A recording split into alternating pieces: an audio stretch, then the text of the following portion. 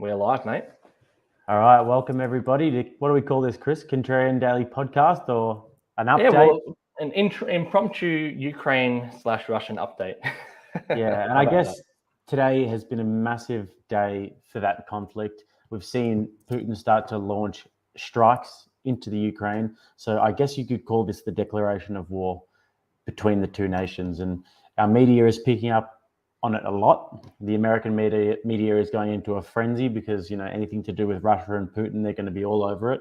So it's a massive story at the moment, and the implications of it could span far and wide. So I think it's important to cover it. So today we're going to be covering a little bit what's been happening in the news today. So we're also going to go into the history of it. I'm going to do my best to not butcher the history of the Ukraine and Russia conflict, and a little bit of history about the Ukraine itself. And mainly we're going to focus on post-1917, post-Russian Revolution, and the history of the conflict there. So just to kick it off, we'll get into a little bit of news about what's been happening today and more recently with Russia and Ukraine. Yeah, definitely. What we'll actually do is we'll show footage that's coming out live from Russia as well, or from the Ukraine, I should say. Some of the stuff you probably won't see on mainstream media. This is all the things that are being shared by different veteran communities around on the internet. So we'll be taking a look at specifically Funker 530 and then the S2 Underground in particular. They got some really great resources. What these guys are, Funker 530 is a veteran-run community that provides a lot of footage and also commentary in some degrees around conflicts around the world. So what we'll do is we'll go through and have a look at what they've been showing us. I'll just share my screen here, and then I'll unplug this as well so we've got the audio. And let's have a look and see what's actually coming out of the Ukraine right now. This has been happening over the last few hours, and this is it's obviously all unconfirmed footage, but it's been plenty of it coming out of the Ukraine.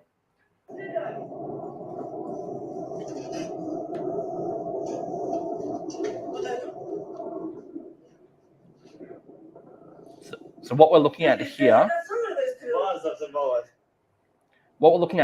I was watching the Funker 530 stream earlier on today. They were saying that this looked like it was an attack on a ammo dump that was hit by some sort of ballistic, and it's ignited what looks like what they call Willy Pete, which is this white phosphorus on that particular supply dump. Then we also have footage. This is an Australian reporter actually who's over in the Ukraine who captures what appears to be an incoming Russian missile as well. So take a look at this, guys. Actually, I might make it full screen. That might make it easier to see. Fuck, it's crazy. I can't believe that Russia has declared war on Ukraine. As soon as the declaration... There you go. Oh, fuck, that's a missile. That's a missile. That's a fucking missile. That was one of those like... Holy shit. Jesus. All right, we've got to fucking get inside. I can't fucking believe So, guys, that. hopefully you caught that. Let me just try to go back to the actual part where you can see the missile in the air. And we should probably say in advance, some of this stuff does contain language. And also some of the footage might be a little bit distressing too, like in terms of like the missiles exploding and things like that too, what it actually means. Let's see if I can get that missile part on here. No, it's not going to play ball with me. Let's go to the next clip. What's this guy's name, Chris? That one is Bryce Wilson here. So Bryce Wilson, and I think his tag on Instagram, I think it's like Bryce Beats Cancer or something like along those lines. So we'll go to another. We'll hear a bit more from Bryce as well, a bit more directly from him in a few more clips as well. This one here also looks to be like a cruise missile. What the community seems to be saying. What appears to be a missile, but they also said it might be a jet too. So let's take a look at this one as well. And this, again, will be a lot of things you probably won't be seeing on the mainstream media right now. Hold on, something's happening with my computer. Or it doesn't want to play ball. One thing I will say as well, not that this has anything to do with what's going on right now, but the S2 Underground has been doing a brief on this, and they're saying to expect a lot of like cyber attacks and things like that as well. I was watching these guys do a live stream earlier, and their stream went down twice in a matter of, I think, an hour or so. And they're very, very reliable internet where they are. So they just said, look, make of it what you will. Who knows what's going on with that too. But let me just see what's happening here with this, if we can get this to play. Because I was literally watching this just prior to the stream, and they're all working A-OK. Let me try again. Can we try refreshing? They got ads on the beginning of these videos, so we'll see what happens. So I have to hit skip on the ads, and then yeah, something going on with this. Because you can see me loud and clear and stuff, right? Like there's been no glitches on my internet connection here. No, you're good. Yeah, so I believe like potentially what might be happening here is a DDoS attack. Well, I don't want to speculate, but the thing is, this literally was working perfectly right before this stream here. I obviously preloaded a whole bunch of these things here ready to watch, and then now we seem to be getting some sort of issues, which is it's quite actually annoying. Let's play this one here. We'll hear from this is Bryce, the guy that we saw in the other video as well. Matthew Williams here from Matthew Williams. Sorry, my Kharkiv in apologies. far eastern Ukraine.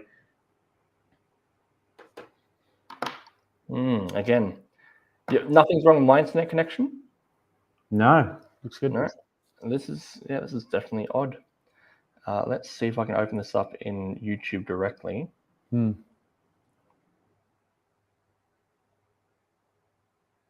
go into your search history. $$200 million. What was that? Sorry, mate. I said, don't go into your search history. No, that's right. Oh, look, it'll be just like creative insults for Jake. How's that? Williams here from Kharkiv in far eastern Ukraine. There's something going on here with this. Well, look, if this one here doesn't work, we'll move on to the maps and a few other PDFs that we've got as well, the latest broadcasts. Yeah. More time. Let's do that. Okay.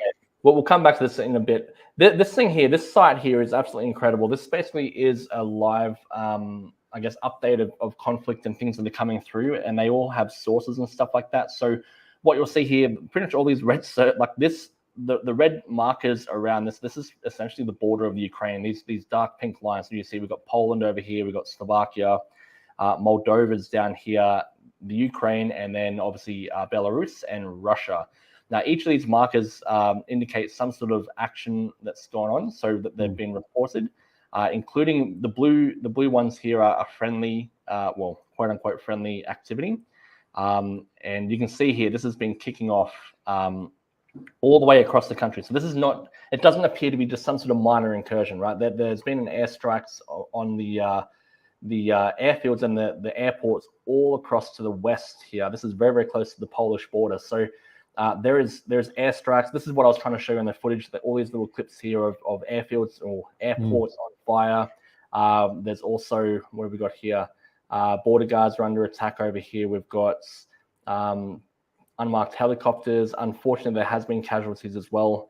One killed, one more wounded. And these are all, just situational updates. This is going to keep on coming through and get confirmed and updated as time goes on throughout this whole thing. But what I'll also do is I'll throw to this slide presentation from the S2 Underground, which, look, if you, I highly recommend watching these guys and following the S2 Underground guys. Typically what they do, well, actually, I'll give you a bit of a break. These guys are military analysts or former military analysts who basically go and do breakdowns, analyzing what's happening in the USA. And now I've been following them for a little while now because they've been tracking a lot of the mandates and all the sort of the tyranny that we're facing domestically right now that we're all aware of. But obviously of late, they've also been doing a bit on this as well. So I'll go through this. They've got an update that literally just came out on YouTube as well, which you can go check out. That'll talk you through this in a lot of detail. But what you can see here is, and this is from February 23, this is prepared. Essentially, Putin received authorization for military forces to go abroad. He moved troops into eastern Ukraine because they recognize the two little areas on the eastern side of the Ukraine here. The USA embassy was closed. We've had a lot of the Ukrainians actually practicing and getting used to civil defense.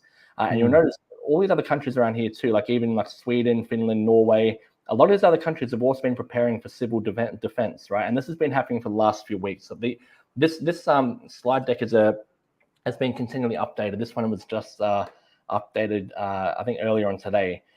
This one here just shows the underwater cables. In the weeks leading up to this event, there's been some submarine activity around the lines down here, which cuts underwater cables. And again, if you go watch the S2 Underground updates, you'll see a lot more of the things that they've been covering over the last few weeks. This is a really interesting part. So what you're seeing here is the Black Sea over here.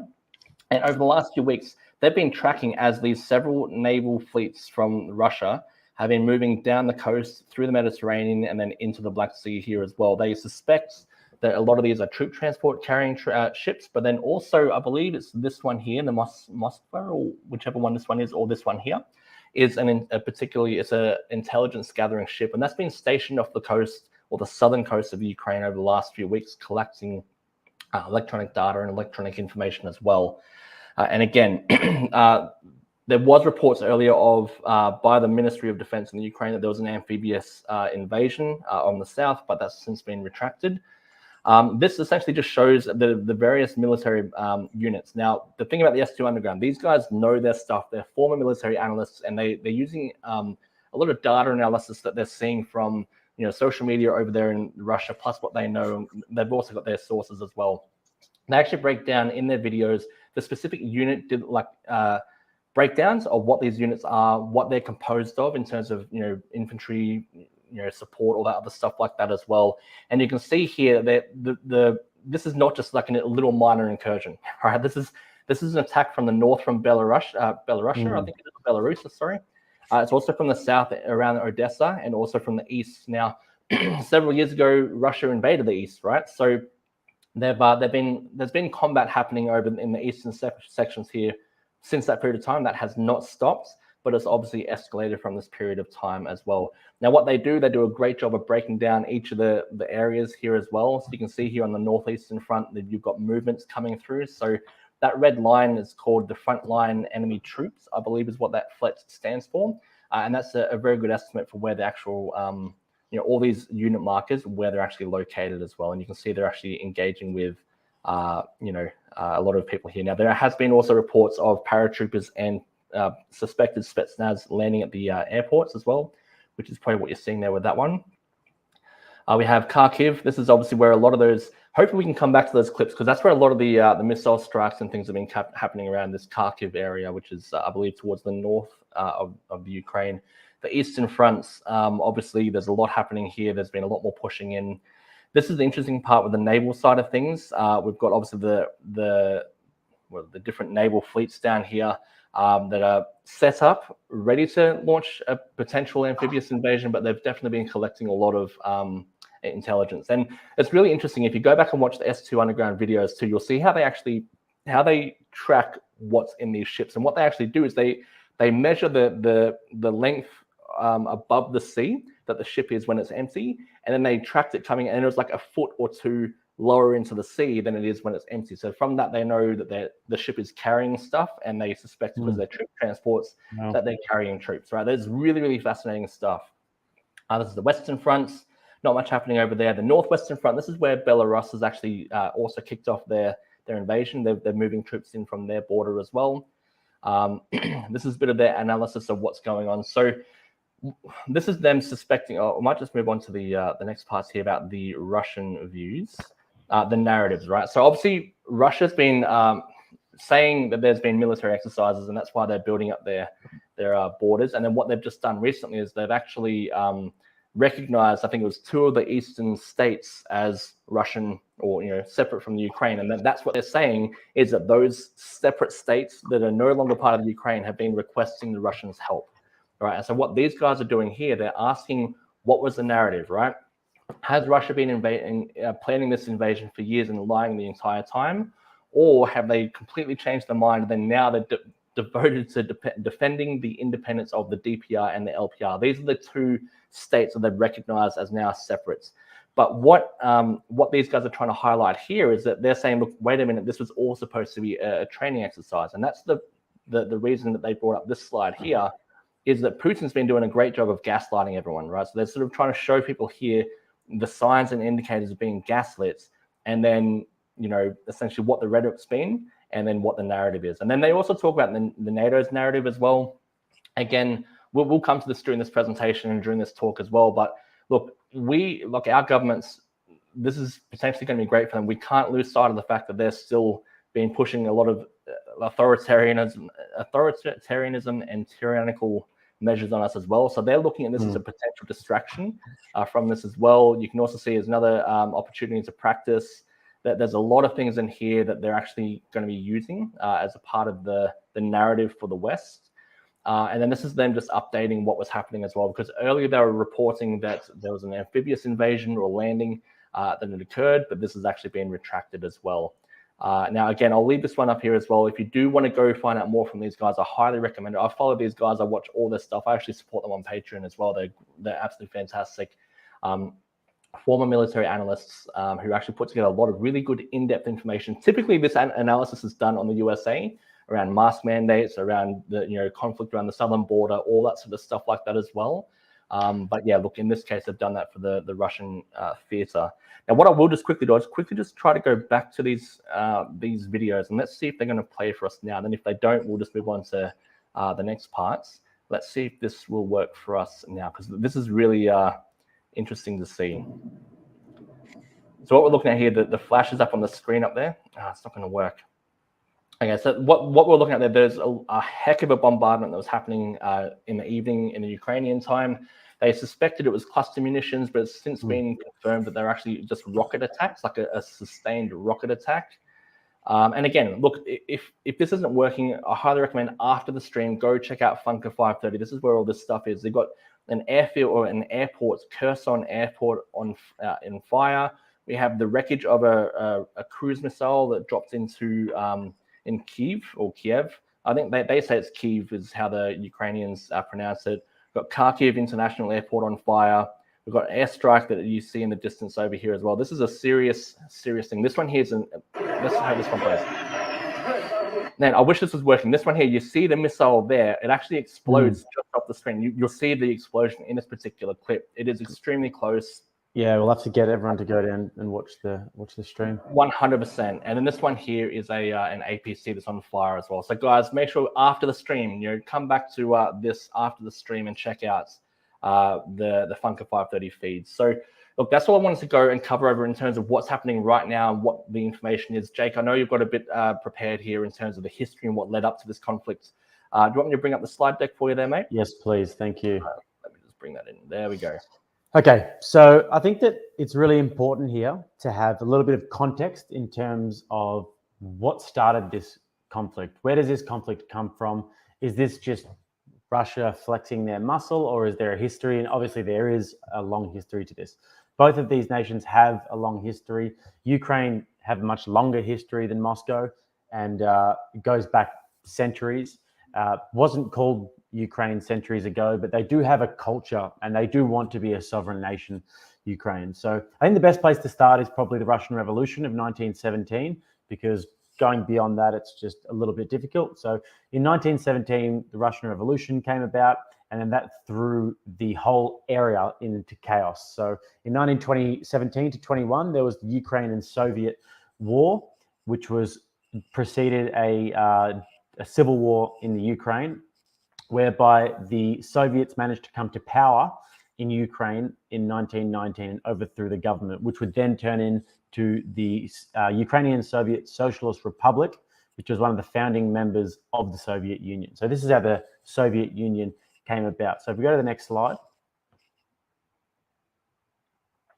So one of the reasons why Ukrainian people might not be overly fond of Russia and why they might not want to be under Soviet rule again was because of some of the absolutely atrocious genocides that went on during the Soviet rule. Just in the 1930s, for example, we see from 1929 to 1932 was the Decolletization of Ukraine. So the Decolletization was an effort by the Russian or Soviet communists to get rid of anybody who showed any signs of wealth. People were arrested, people were exiled into Siberia. You had people coming in and raping and killing people who were the kulaks. And the kulaks were basically anybody they were basically what were considered wealthy peasants. So they were, if they owned a bit of land or if they had one or two employees, they were seen as class enemies. So what that meant, correct me if I'm wrong, but that definition changed as time went on, right? It sort of started up here, then it got lower and lower and lower and lower the bar, right? What the definition of a kulak, right? I think it started off like if you've got a business and employees, then it went all the way down to if you own land or whatever as well. Like I think there was a I mean, similar to like cancel culture, it just eats itself because they always need somebody to be pointing their finger at. But basically, the way it started was, people obviously in the doctrine of communism, they don't believe in private property. and they think that if you own property, you've actually stolen it, or if you have any sort of wealth above what somebody else has, then you've stolen that wealth. You haven't earned it. There's no merit involved in it. So the decolletization was basically a bunch of intellectuals. I think the way that Jordan Peterson describes this is the most, like, it really makes your blood curl. He describes it as intellectuals who came about and they picked out all of the most bitter men. And he describes it like if you went to your local pub and you found the most bitter and resentful men that were there. And then you said, the reason why you are where you are today is not because you haven't worked harder. It's not because you haven't gotten to where you want to be. It's because of them. They stole it from you. And they riled up the people. And they basically pointed their finger at the kulaks and said that they're the reason why you guys are downtrodden and we have to go and get it back. So they were arrested. They were exiled. It was one of the most atrocious things that's happened in the 20th century. And then in 1932 and 1903, we have the genocide and the famine of Holodomor, it's pronounced. So the Soviet government purposefully perpetrated this famine whereby Stalin went into the Ukraine and he confiscated all of the country's grain and he sold it abroad and left them to starve. And the reason why was because Stalin had a plan to rapidly modernize his empire. He wanted to take it from basically horse and cart to the industrialization of the Soviet Union. So in order to speed up this process, he basically, in colloquial terms, he chucked Ukraine straight under the bus. And people there starved to death in their millions. And around 5 million people actually starved to death in the Ukraine in the 1930s, just purely because of these Soviet policies. And if we go to the next slide, I will warn you that it is a little bit confronting at times. So you've got on the left here, a propaganda poster of the decolletization. As you can see, they've got a fat peasant. On the left, which is obviously demonizing the peasants and saying that they're fat and rich and wealthy and we need to, oust them. And then in the middle there, we've got a mother holding her child, and just the state of them is just, you can't even imagine that human beings can get that skinny. They're skin and bone, and that was in the height of the Holodomor. So, and then to the right of that, you've obviously got the Russian Soviets on their tractors stealing the grain, and the kulaks around them dead around the tractor, as you can see. So that was the kind of propaganda that we saw. Like nowadays, we've got the mainstream media and we see one kind of propaganda, but these posters were the kind of propaganda that we'd see back in the day in the Soviet Union in the 1930s. So we go to the next slide. So all of this culminated eventually in the fall of the Soviet Union. I've made a spelling error and beyond, so I had to clearly whip this up pretty quickly. So the fall of the Soviet Union happened in 1991, and it led to a transition of a market economy in the Ukraine. And I think after the transition to the market economy in the Ukraine, they had 8 years or so where they had a real economic decline. And that's obviously because the transition would have been difficult, but then they actually hadn't had a surge after that, and they were doing pretty well until the 2008 financial crisis, where I think their economy retracted by 20% or so. So it's been up and down since the fall of the Soviet Union for Ukraine. And right now, they're a pretty poor country, and they had their revolution in 2014, and since then they've had political opposition arrested, and there's a whiff of tyranny about Ukraine right now. I think that the Western media play it up to be some, democratic, utopia, but it's not. That's just not the reality. There is still a lot of tyranny that happens in the Ukraine, and it's a ghastly, poor country. It's not really somewhere where you'd want to live, if I'm honest. And sometimes, if you can watch, there's a few documentaries about the prisons of Ukraine, and they barely have enough to just feed them bread, and these prisoners are also skinny. And yeah, it's a country that has its own problems.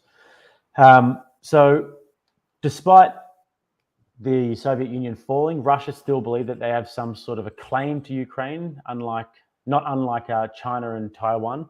And just like that conflict, this conflict has been boiling over since the collapse of the Soviet Union. And I think the main reason at the moment that's cited for Russia's aggression towards Ukraine is the fact that they want to foreclose the idea of Ukraine joining NATO. And I'll explain what exactly NATO is in just a moment. But another thing that's happened, it's what you referred to before, Chris, when you said that there was an attack from Russia a few years ago, which was the invasion, the annexation of Crimea. So annexation means basically invading and incorporating that place into your state borders. So Russia invaded and annexed Ukraine in Crimea in 2014. So we'll go to the next slide. So what is NATO? So NATO is the North Atlantic Treaty Organization. So it's basically a child of the Cold War, which is a 45-year standoff between the US and the Soviet Union. It was established in 1949, so just towards the end of World War II, and built around the principle of collective defense, which means that all of the countries involved in NATO, which is 30 countries, I think it started with 11 or so, but we've now got 30 countries that are involved in NATO. We've got 2 North American countries in the USA and Canada, and then we've got 28 European countries that are involved in NATO as well.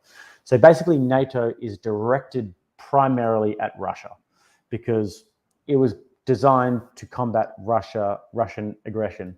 And then there was the Warsaw Treaty, which was the opposite to that, which was signed by Russia and allies at the time. But NATO is designed to counter any aggression by Russia. So Russia knows that if they target any of the countries within NATO, then all of the countries in NATO will come and intervene. A bit like if you have like any sort of friends at school who are connected with all of their cousins, you know, you mess with one of them and then you get a few carloads coming down. That's the sort of only analogy that I can give with NATO.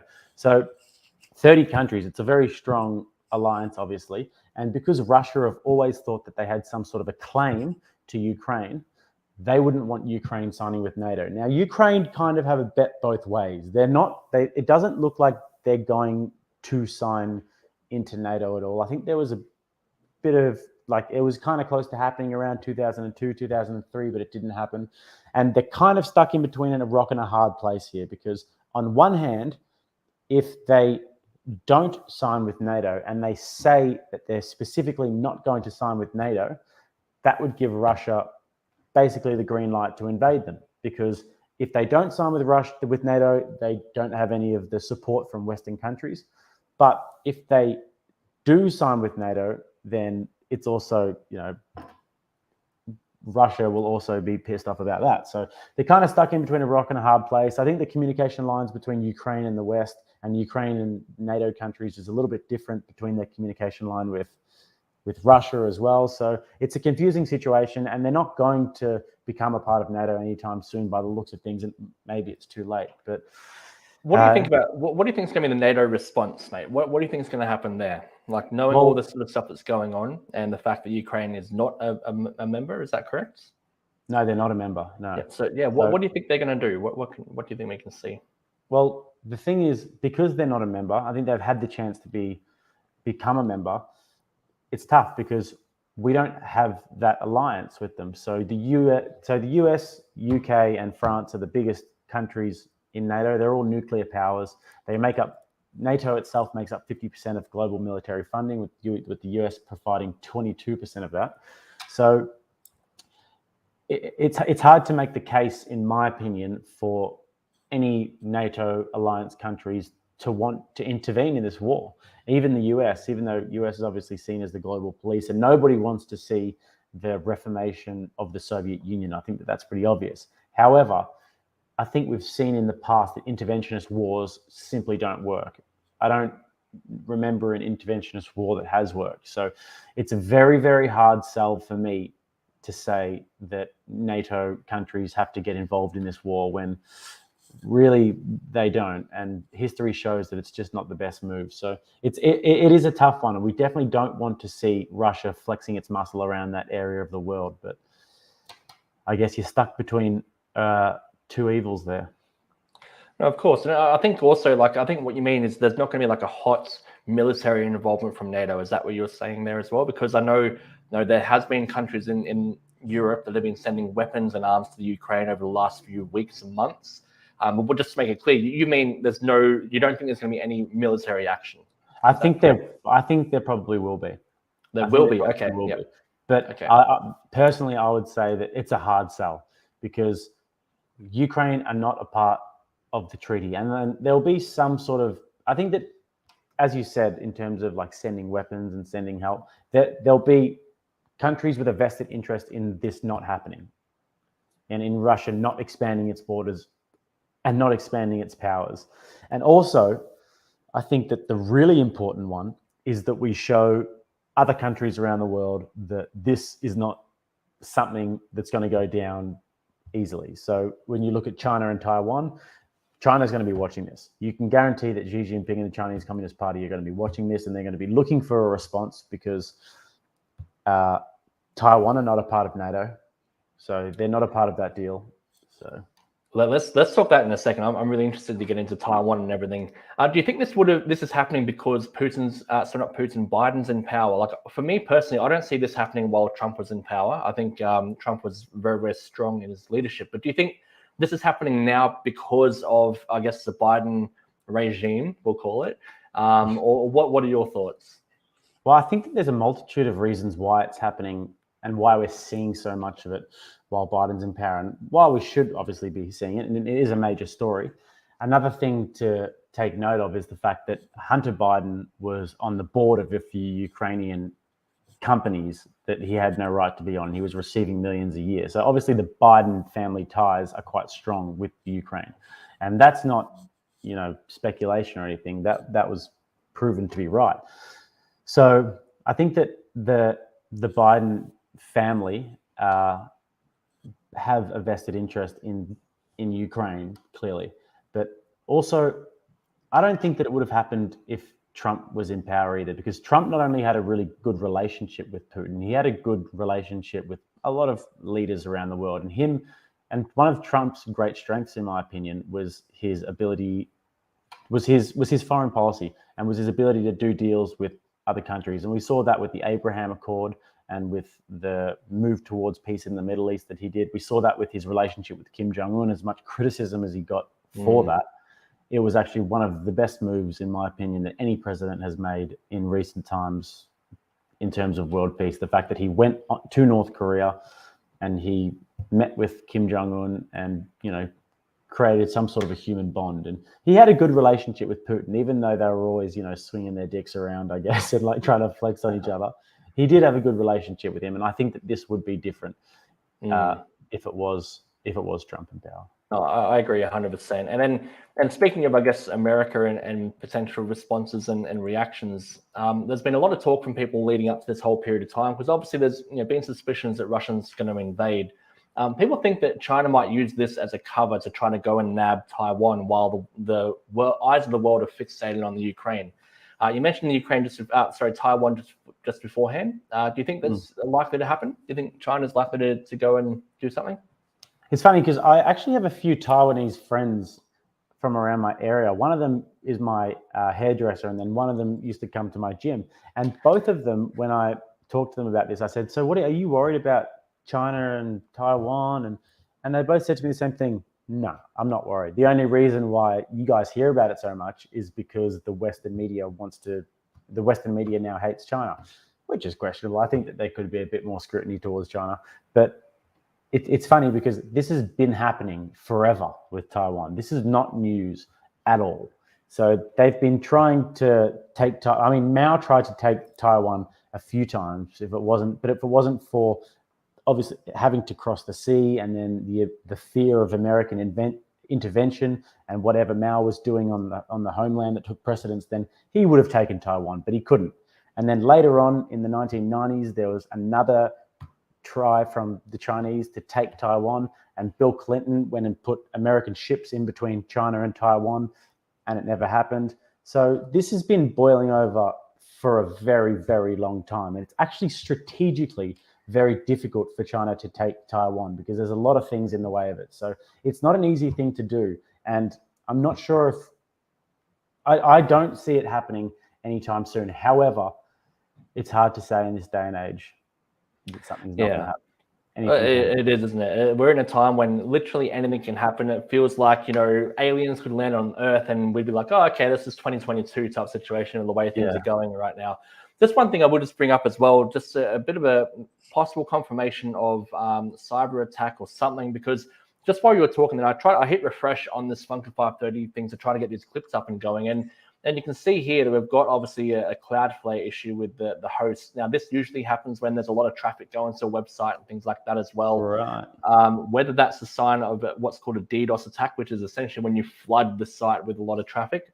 I don't know. I'm just going to hit refresh and see what else comes up, because I think it'd be really good for people to see these clips.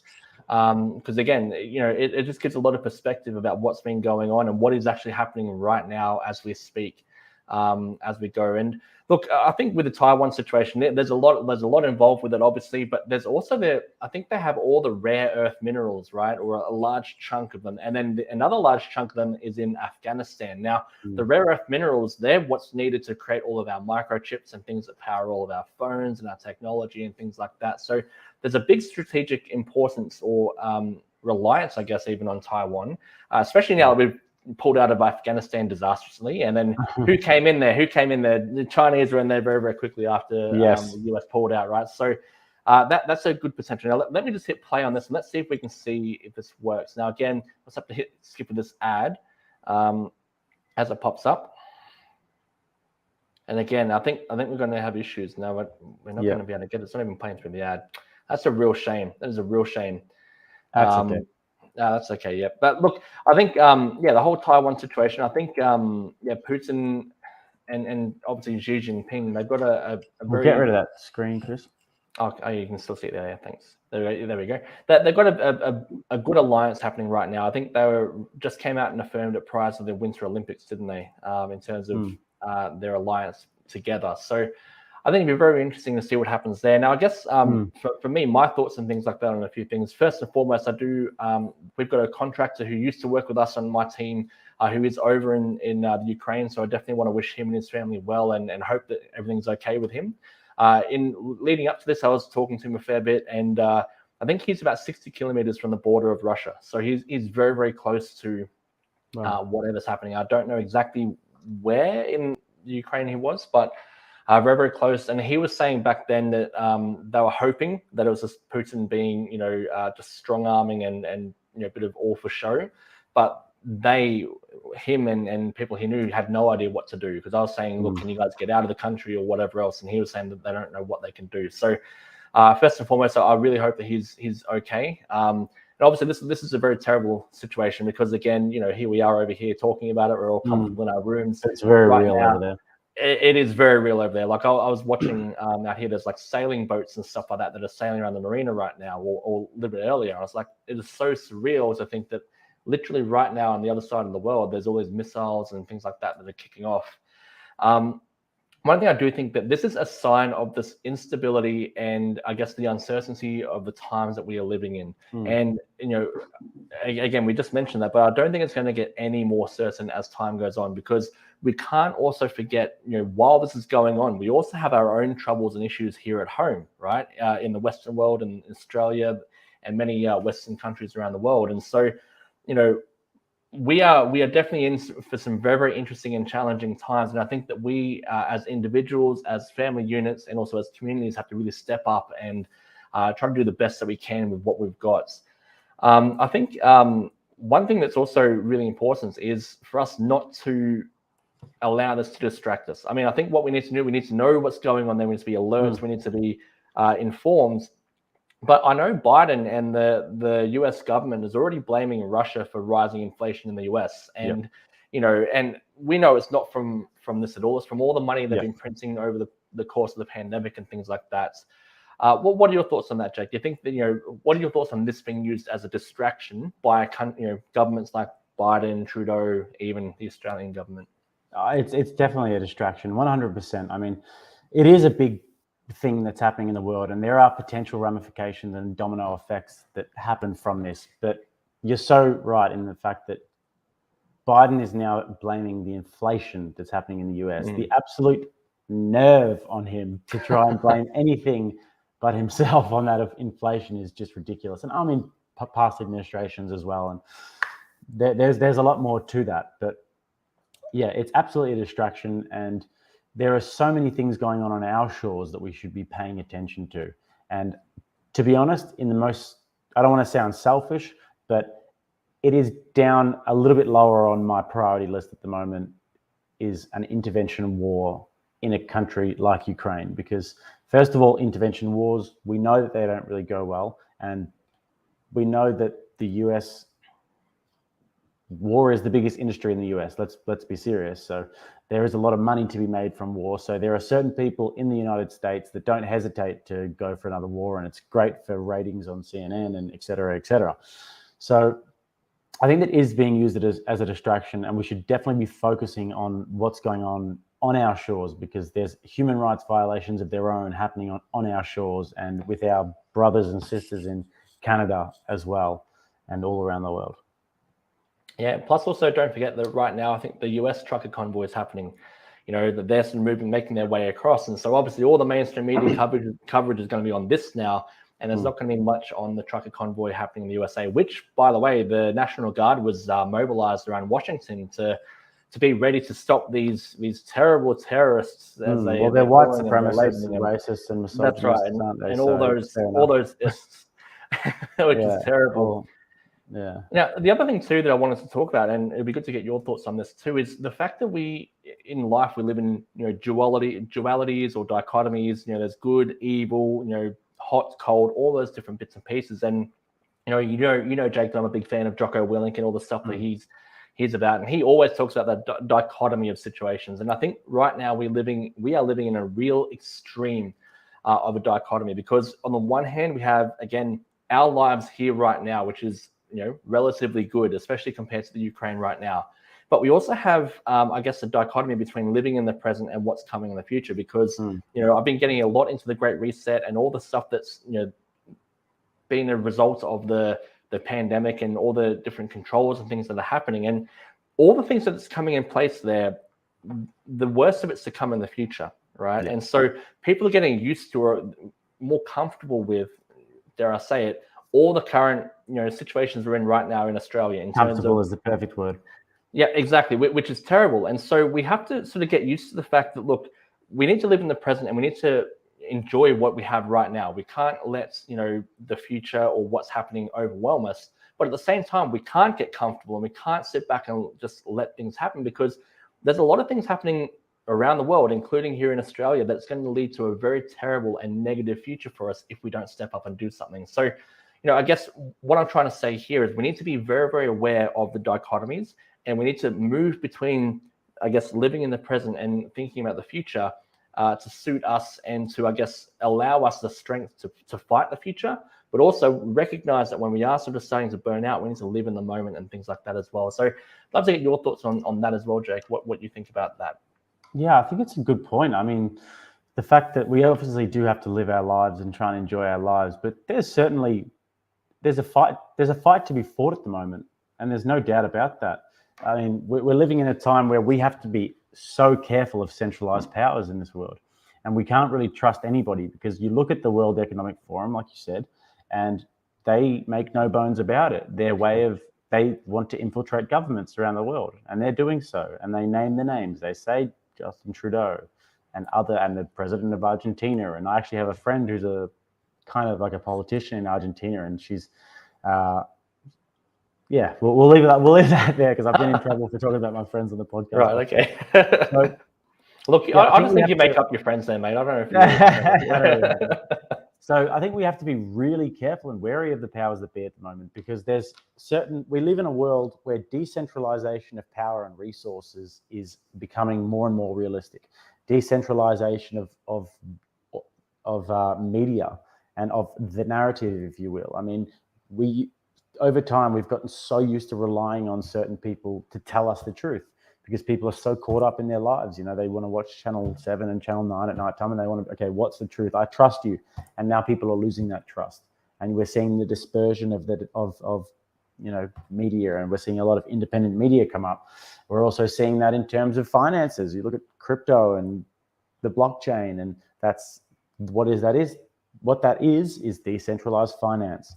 And it's based on integrity, and it's based on transparency.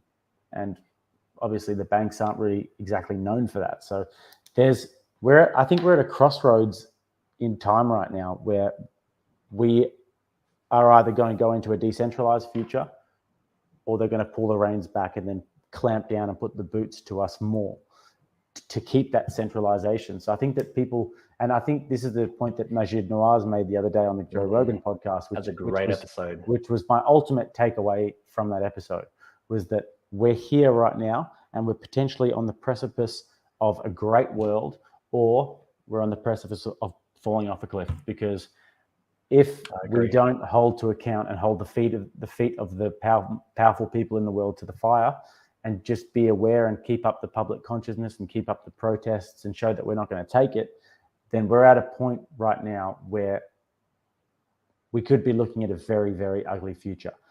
Or we could, maybe me and you in 10 years, Chris, have our own farms and we could live off Bitcoin and we could be self-sustainable and we could, have great independent sources of news media that have no censorship whatsoever, and we could choose how we want to live our life. But an educated mind, you cannot be enslaved. So correct. I agree 100%. And I would actually go so far as to say that we are defaulting on our way to that negative future and falling off that cliff. If we sit back and just we don't take any action, we are default moving towards that, because as we move towards decentralization, the powers that be don't want that to happen. So they're going to clamp down, and they're going to clamp down tight and hard. And then it's up to us to step up and fight. So I really think that what's going to determine, that bright future or the negative future is the actions that we take as individuals and also as communities and freedom-loving people as well. So I think our default is, if we sit back and let things happen, we're in for a very, very rough and bad future. But all hope isn't lost, and we can act and we can step up and take action to change that course. Because you just think of the potential that we've got with all this technology. It's like, I guess, with nuclear power, right? You got the potential for a nuclear bomb, or you got the potential for nuclear power that can energize so much very, very cleanly. So I think we're at that precipice, as you were saying as well. Yeah, it's a very strange time that we live in, and I think that it's pivotal. And when I read about the Russian Revolution, and I read about the history of Ukraine, and that, I truly do believe that one day we're going to look back at this time in history and we're going to think, what did you do? Where were you? And where were you on the spectrum of things? Because what was it the other day that I was listening to where they were saying, I think it was Topher Field on the Global Freedom Rally, where he was saying that the people of the French resistance, all of a sudden, years later, there were so many more people who were all of a sudden on board, and that wasn't true at all. And no, I think that it's important to align yourself at the moment and educate yourself, because we're going to look back at this as a very pivotal moment in history one day. Yeah, I agree. And then we've got lots of topics to talk about as well. So do you have anything else you want to talk about right now around this whole Russian invasion of the Ukraine right now, or anything else you want to cover? No. I think we covered it all pretty much already. But over the next week, there's going to be a lot of news. So I'm sure we'll be back. Yeah, I think so. So guys, look, if you're watching this at a later date, do be sure to follow us on all the socials and the Contrarian Daily. We're going to have a lot more, not only news, but also what you can do, like actionable information. We've got a series in place or coming, which is the people of the pandemic. We've also got another one we're going to do around the Great Reset book review. And then also probably another one about the evolution of things like warfare, the evolution of society, the evolution of all these different bits and pieces that take us from where we were to where we are now. Because one thing that I think about as I look around is that I believe that society, we're moving into a place where we're just sitting back and observing things. And I think the phone and social media has a lot to do with it. For example, that footage that we're obtained from the Ukraine, even when the missiles are hitting probably 100 to 200 meters away, they're just sitting there on the phone recording it, rather than potentially running for their lives and trying to do what they can to prepare. So I think it's so surreal, like you were saying, it's very strange times. I think a big part of it is because we're so used to feeling like the observer of situations rather than the reality of it too. So look forward to a lot definitely more get it onto our Telegram, Contrarian Daily channel on Telegram. So get around that, guys, because we'll be posting as many updates as we can. Great. And we'll be back with another show like this sometime tomorrow as well, I'm sure.